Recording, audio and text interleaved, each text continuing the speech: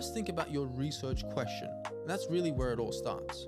And what you want to do is essentially address that question across 3 experimental papers, or however many papers you've discussed with your supervisors. This is because one paper generally isn't enough to explore a whole research question, because each paper is very precise and addresses a certain specific question. I'll use my study as an example so it makes sense, and you can just apply the same concepts to your own study.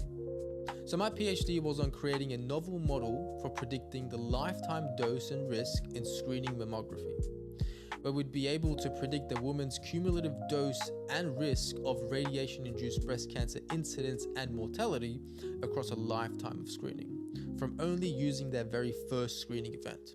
Very cool project. So anyway, for this study, my first experimental paper, aka EXP1, was a prototype, essentially the preliminary steps used to set up the model. EXP2 was then the establishment of the model, where I'd used more data and an improved methodology to improve on the model. And EXP3 was the last experimental study, was the model evaluation paper, where I had to set aside a small portion of my dataset specifically for testing the model independently. Now, if you have no idea what your experimental studies are going to be, that's okay. It may just be a little too early to plan them all out like this, because what you'll find is that what you set may actually change.